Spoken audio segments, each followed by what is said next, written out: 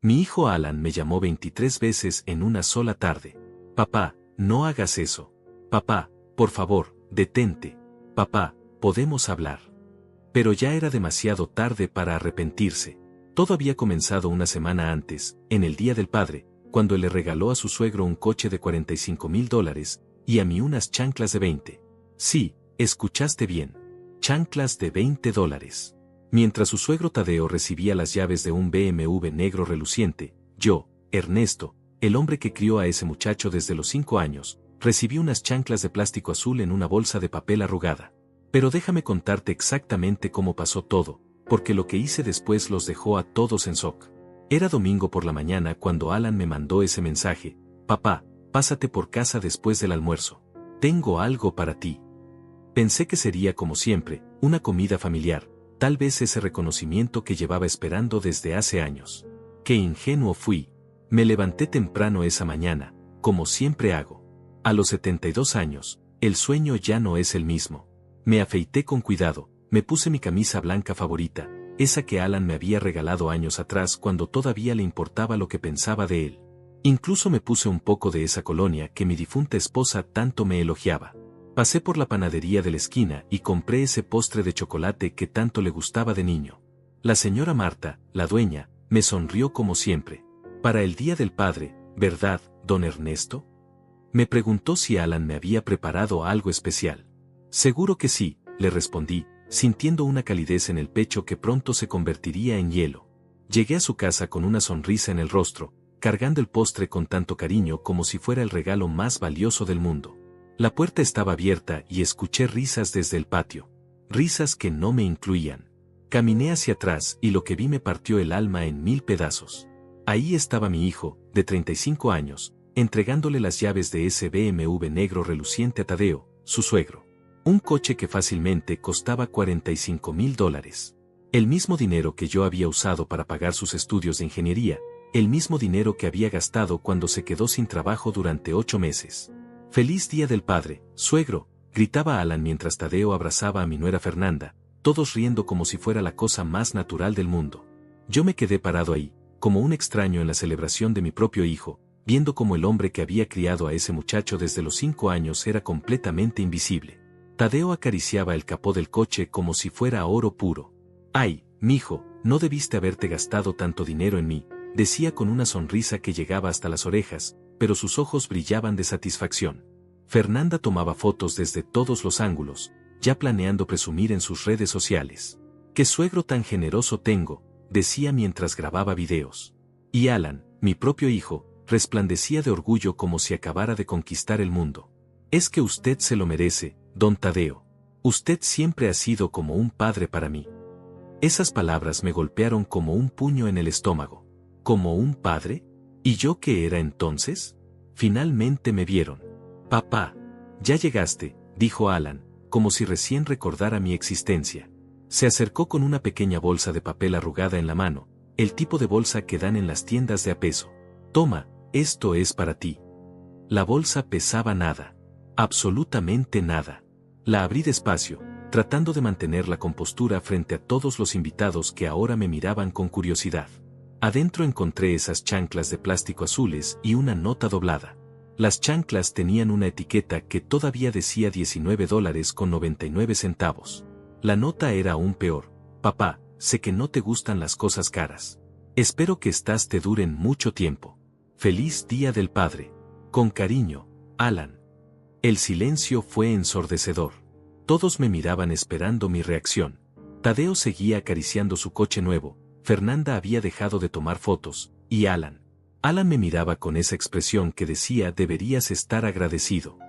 «Gracias, hijo», logré decir, con la voz más tranquila que pude encontrar. «Están muy bonitas». Pero mientras sostenía esas chanclas baratas en mis manos, algo se rompió dentro de mí. No fue rabia lo que sentí. No fue decepción. Fue algo mucho más profundo. Fue el momento exacto en que me di cuenta de que para mi propio hijo, yo valía exactamente $19.99. Me quedé ahí parado, viendo cómo todos volvían a rodear el BMW, como si yo fuera un mueble más del patio. Tadeo ya estaba sentado en el asiento del conductor, ajustando los espejos, probando el sistema de sonido. Esto suena increíble, mijo, gritaba mientras la música llenaba todo el vecindario.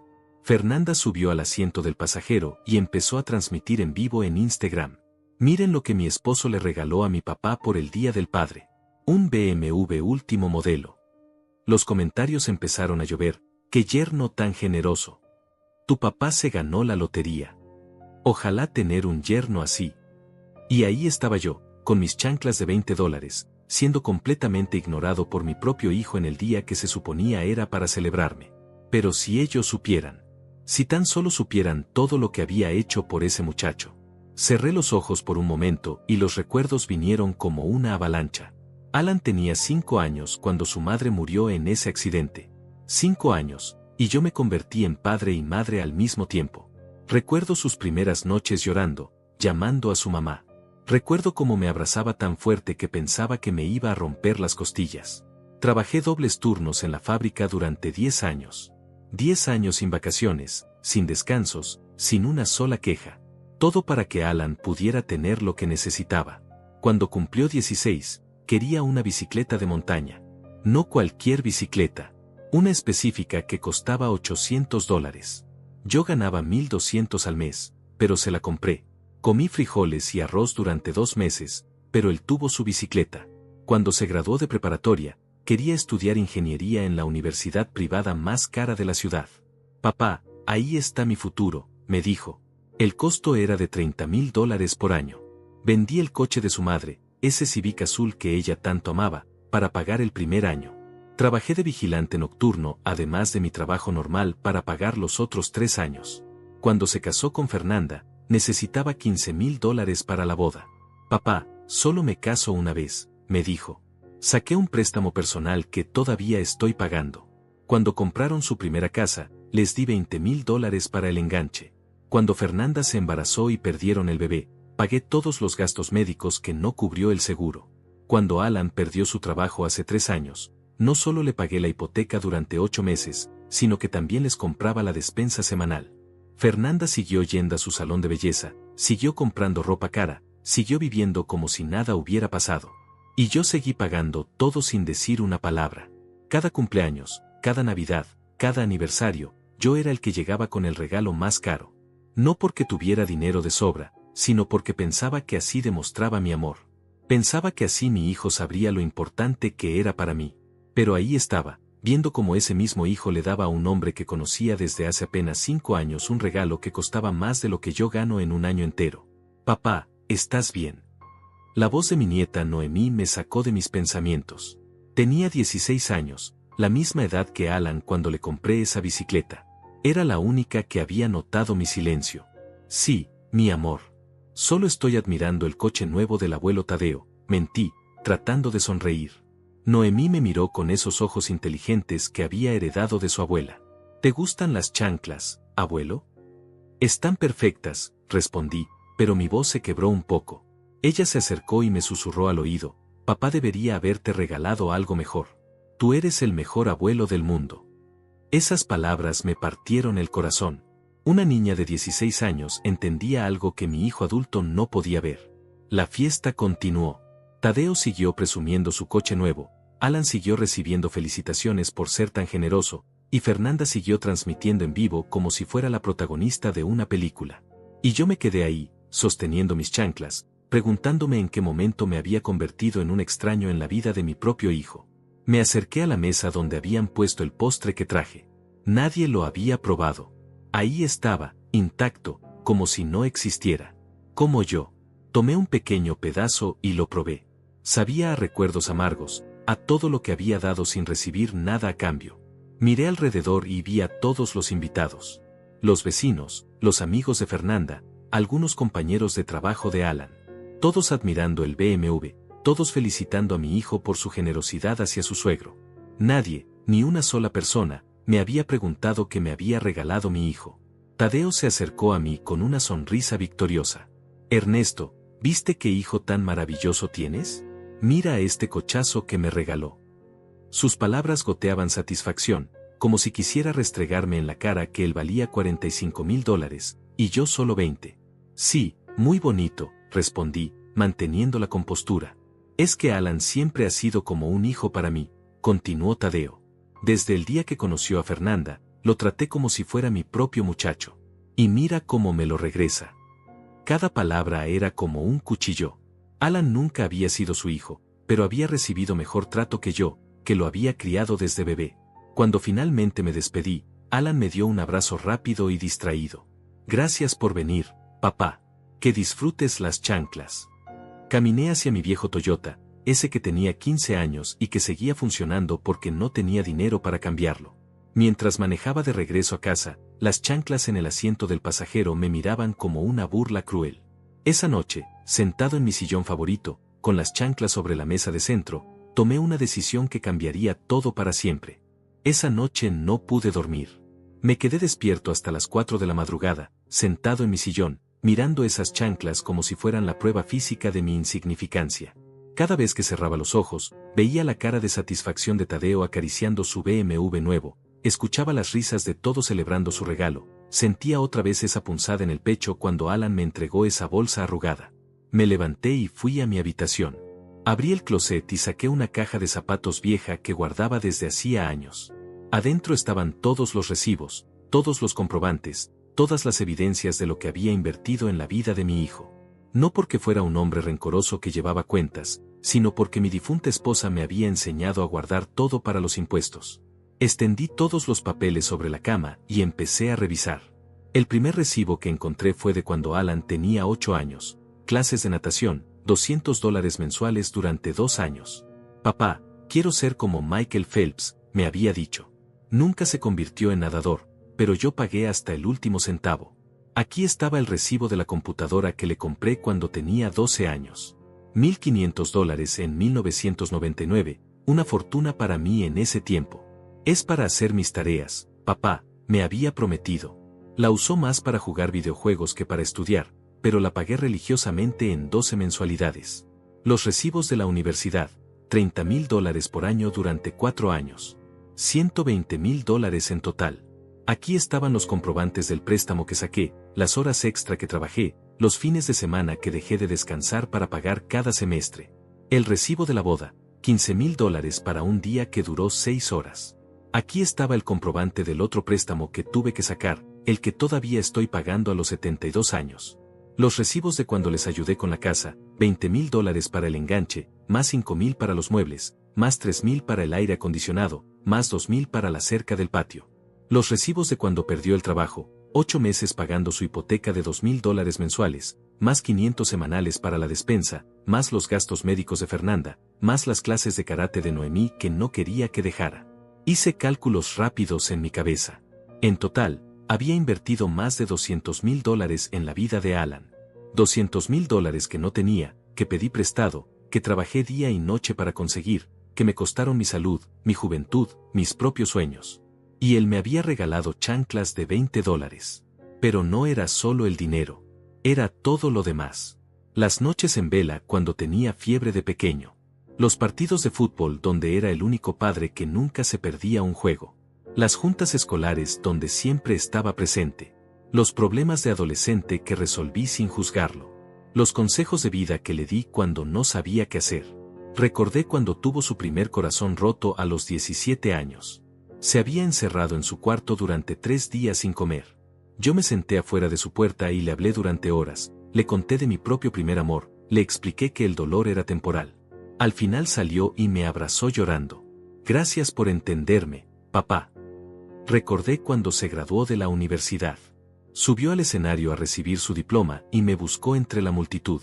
Cuando nuestras miradas se cruzaron, me señaló y gritó, «Esto es por ti, papá». Lloré como un bebé ese día, sintiéndome el hombre más orgulloso del mundo. Recordé cuando nació Noemí. Alan me llamó a las 3 de la mañana desde el hospital, llorando de felicidad. «Papá, tienes una nieta preciosa. Parece un angelito. Ven rápido, quiero que seas el primero en conocerla después de nosotros». ¿En qué momento todo eso se había desvanecido? ¿Cuándo había comenzado a verme como una obligación en lugar de como su padre? Me di cuenta de que la respuesta estaba frente a mí, cuando conoció a Fernanda. Al principio pensé que era solo la emoción del amor joven. Fernanda era bonita, inteligente, de buena familia. Tadeo tenía dinero, una casa grande, conexiones importantes. Poco a poco, Alan empezó a pasar más tiempo con ellos. Es que me enseñan sobre negocios, papá, me decía. Tadeo tiene muchos contactos que me pueden ayudar en el futuro. Las llamadas se volvieron menos frecuentes. Las visitas se acortaron. Los planes conmigo empezaron a cancelarse porque surgió algo con la familia de Fernanda. Pero yo seguía siendo el primero al que llamaba cuando necesitaba dinero, el primero al que acudía cuando tenía problemas. Me había convertido en un cajero automático con sentimientos. En el banco de papá que nunca cerraba, que nunca cobraba intereses, que nunca preguntaba para qué era el dinero. Mientras revisaba todos esos recibos, sentí algo que no había sentido en años, claridad mental absoluta. Por primera vez en mucho tiempo, veía las cosas exactamente como eran. No como quería que fueran, no como esperaba que fueran, sino como realmente eran. Alan me había elegido. No había sido un error, no había sido un descuido, no había sido que se le olvidó comprarme algo mejor. Él había elegido conscientemente darle a Tadeo un coche de $45,000 y a mí unas chanclas de 20. Había elegido hacerme sentir insignificante en mi propio día. Y yo también tenía que elegir. Podía seguir siendo el padre que acepta cualquier migaja de atención con tal de no perder a su hijo. Podía seguir fingiendo que las chanclas eran un regalo Southfield. Podía seguir prestando dinero que nunca me devolvería, pagando cuentas que no eran mías, siendo invisible hasta que me necesitaran. O podía elegir mi dignidad. Miré el reloj. Eran las 5 de la mañana del lunes. Los bancos abrían a las 9. Tenía 4 horas para decidir qué tipo de hombre quería ser por el resto de mi vida. Me levanté, me duché, me vestí con mi mejor traje, desayuné tranquilo por primera vez en semanas, y esperé a que abrieran los bancos. A las 9 en punto estaba parado frente al Banco Nacional con una carpeta llena de documentos en la mano. Le dije a la ejecutiva de cuentas que quería cancelar todas las transferencias automáticas que tenía programadas. Todas. ¿Está seguro, señor Ernesto? Algunas de estas transferencias las ha tenido activas durante años. Completamente seguro, respondí con una calma que me sorprendió a mí mismo. La transferencia mensual de $500 que le enviaba a Alan por si acaso. Cancelada. El pago automático de la tarjeta de crédito que había puesto a nombre de los dos para emergencias y que él usaba para sus gastos personales. Cancelada. La cuenta de ahorros conjunta donde depositaba dinero cada mes para el futuro de Noemí, pero que Alan usaba cuando se le acababa el dinero. Congelada y transferida completamente a mi nombre. El seguro de vida donde Alan era el único beneficiario. Cambiado para que todo fuera directo a una fundación de caridad. ¿Algo más, señor Ernesto? Sí, dije, sacando las tarjetas de crédito adicionales que había dado a Alan a lo largo de los años. Quiero cancelar todas estas tarjetas. Inmediatamente. Mientras la ejecutiva procesaba cada cancelación, sentí como si me estuvieran quitando cadenas invisibles de los tobillos. Cada cancelado que escuchaba me hacía respirar un poco mejor. Cuando salí del banco, eran las 11 de la mañana y me sentía como un hombre nuevo. No había rabia en mi pecho, no había tristeza. Solo una extraña sensación de libertad que no había experimentado en décadas. Caminé despacio hacia mi coche, respirando el aire fresco de la mañana como si fuera la primera vez. Pero sabía que lo que acababa de hacer era solo el primer paso. Alan se daría cuenta pronto, muy pronto, de que algo había cambiado. Las tarjetas empezarían a ser rechazadas, las transferencias no llegarían, y entonces comenzaría el show. No tuve que esperar mucho. El teléfono sonó por primera vez a las 2 de la tarde. Era Alan, pero no contesté. Sonó de nuevo a las 2:15. Luego a las 2:30. Para las 3 de la tarde, ya había recibido 8 llamadas perdidas. Finalmente contesté la novena. Papá, ¿dónde estás? ¿Por qué no contestas el teléfono? Su voz sonaba ansiosa, preocupada. No como la voz de alguien que me había dado chanclas de $20 el día anterior. Estoy en casa, hijo. ¿Pasa algo? Sí, pasa algo. Mi tarjeta de crédito fue rechazada en el supermercado. Llamé al banco y me dijeron que había sido cancelada. ¿Tú sabes algo de eso? Su tono ya no era de preocupación. Era de exigencia. Como si tuviera derecho a usar mi dinero sin siquiera preguntarme. Sí, yo la cancelé esta mañana, respondí con la misma tranquilidad con la que le habría dicho que había cambiado el aceite del coche. ¿Qué? ¿Por qué hiciste eso? Esa tarjeta la uso para las emergencias. ¿Emergencias como qué? ¿Alan? ¿Como el BMW que le regalaste a Tadeo? Se hizo un silencio largo del otro lado de la línea. Podía escuchar su respiración agitada. Papá, eso no tiene nada que ver. Ese regalo lo pagué con mi dinero. ¿Tu dinero? El mismo dinero que consigues porque no pagas renta, porque no pagas tus seguros, porque no pagas la mayoría de tus gastos porque tu papá se encarga de todo eso. No es así, papá. Tú sabes que yo trabajo duro. Trabajas duro, sí, pero con mis subsidios. Dime una cosa, Alan, ¿cuánto dinero mío usaste el mes pasado? Otro silencio. Más largo esta vez. No llevo cuentas de eso, papá. Somos familia. Tienes razón. Somos familia. Por eso pensé que el Día del Padre merecía algo mejor que chanclas de $20. Era solo un regalo. No pensé que te ibas a poner tan dramático por eso. Dramático.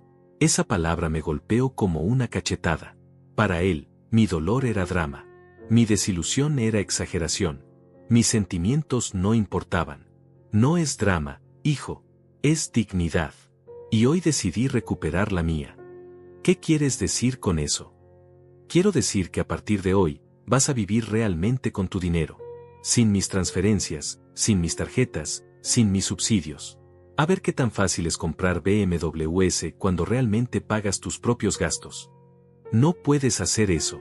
Tengo responsabilidades. Tengo una familia. Yo también tengo responsabilidades. Y mi responsabilidad principal es conmigo mismo, algo que olvidé durante 30 años. Papá, por favor. Podemos hablar de esto. Ven a casa y lo discutimos como adultos. No, Alan. Ya no voy a ir corriendo cada vez que me llames. Ya no voy a resolver tus problemas financieros. Ya no voy a ser tu banco personal. Eres mi padre. Se supone que los padres ayudan a sus hijos. Los padres ayudan a sus hijos. Los hijos respetan a sus padres. Tú elegiste tratarme como un cajero automático. Ahora yo elijo tratarte como el adulto que se supone que eres. Colgué el teléfono. Mis manos no temblaban. Mi voz no se había quebrado. Por primera vez en años, me había defendido sin disculparme.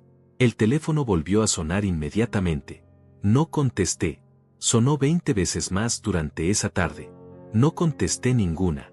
A las 6 de la tarde, escuché un coche en mi entrada. Miré por la ventana y vi el Honda de Fernanda. Alan bajó del asiento del pasajero como un huracán y caminó hacia mi puerta. Fernanda se quedó en el coche, probablemente transmitiendo en vivo este drama familiar para sus seguidores. Tocó la puerta como si la fuera a romper. Papá, abre la puerta. Tenemos que hablar. Abrí despacio, sin prisa. Alan entró como una tromba, con la cara roja de frustración. ¿Se puede saber qué te pasa? ¿Por qué cancelaste todo? ¿Por qué no contestas el teléfono? Siéntate, Alan, le dije, señalando el sillón frente al mío.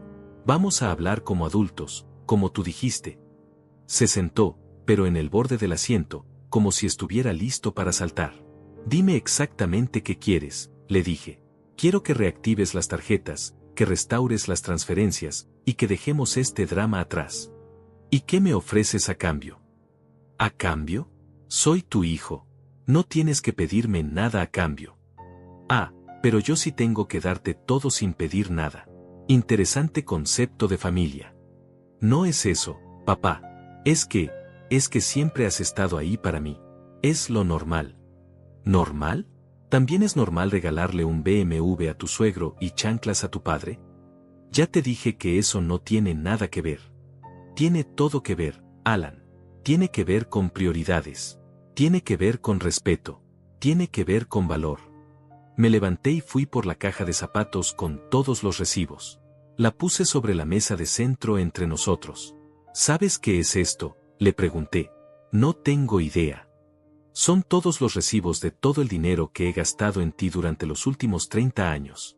¿Quieres que los contemos juntos? Su cara cambió.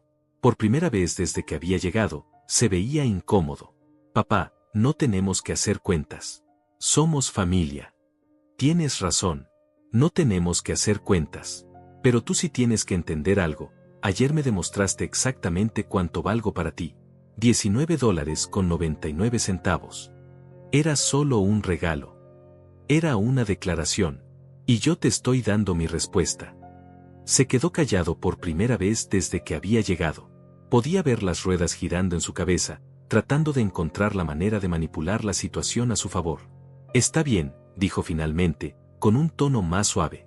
Me disculpo por las chanclas. Fue un error. La próxima vez te compraré algo mejor. No habrá próxima vez, Alan. ¿Qué quieres decir? Quiero decir que ya no voy a esperar migajas de tu atención. Ya no voy a mendigar respeto. Ya no voy a pagar para que me quieran. Se paró del sillón, volviendo a su estado de agitación. Esto es ridículo. Estás destruyendo nuestra familia por un regalo. No, hijo. Tú destruiste nuestra familia cuando decidiste que yo valía menos que un extraño. Yo solo estoy reconociendo la realidad. Tadeo no es un extraño. Es el padre de mi esposa. Y yo soy tu padre. El que te crió, el que pagó por todo lo que tienes, el que nunca te dijo que no a nada. ¿Y eso me convierte en qué? En alguien que merece chanclas baratas. Ya basta con las malditas chanclas. Tienes razón. Ya basta. Porque de ahora en adelante, no habrá más regalos baratos ni caros. No habrá más regalos en absoluto. Alan se quedó parado en medio de mi sala, mirándome como si no me reconociera.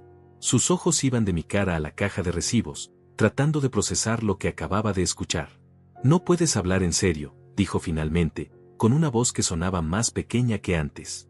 Nunca he hablado más en serio en mi vida. Papá, por favor. Sé que cometí un error, pero no puedes castigarme así. Tengo gastos, tengo responsabilidades. Y yo tengo 72 años y una cuenta de banco que refleja 30 años de poner tus responsabilidades antes que las mías. Se sentó de nuevo, esta vez realmente sentado, no en el borde del asiento. Por primera vez, parecía estar realmente escuchándome.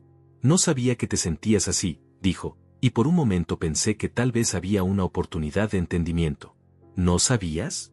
Alan, ayer me diste chanclas de $20 el mismo día que le diste un BMW a un hombre que conoces desde hace 5 años. ¿Realmente no sabías que eso me iba a doler? Pensé que entenderías. Pensé que sabrías que lo hice por estrategia, por mantener buenas relaciones con la familia de Fernanda. ¿Estrategia? Humillar a tu padre es estrategia. No fue para humillarte, fue para quedar bien con Tadeo. Él tiene contactos importantes, puede ayudarme en mi carrera. Y ahí estaba. La verdad desnuda, cruda, sin disfraces. Yo era sacrificable por su carrera. Mi dignidad era un precio aceptable por sus ambiciones. Entonces admites que me sacrificaste por conveniencia. No lo veas así, papá. Es que tú siempre has estado ahí. Sabía que tú me ibas a entender. Claro, papá siempre entiende. Papá nunca se queja. Papá nunca dice que no. Papá es tan confiable que puedes pisotearlo cuando necesites quedar bien con alguien más importante. No es eso. Es exactamente eso, Alan. Y funciona porque yo lo he permitido durante décadas. Se quedó callado, mirando sus manos. Podía ver que finalmente estaba entendiendo la magnitud de lo que había hecho, pero no estaba seguro de si sentía remordimiento o solo pánico por las consecuencias. ¿Qué tengo que hacer para arreglar esto?, preguntó finalmente. No puedes arreglar esto, hijo. No puedes deshacer 30 años de tomarme por sentado. No puedes borrar el momento en que decidiste que yo valía menos que quedar bien con tu suegro. Pero puedo cambiar. Puedo ser mejor. Puedes ser mejor con la siguiente persona que decidas amar. Conmigo ya es muy tarde. No digas eso. Soy tu hijo. Siempre seré tu hijo. Genéticamente, sí. Emocionalmente, ya no estoy tan seguro. Esas palabras le dolieron. Lo vi en su cara, en la manera en que se encogió ligeramente. Bien. Que sintiera una fracción del dolor que me había causado a mí. Papá, por favor. Déjame compensarte. Déjame demostrarte que puedo ser el hijo que mereces.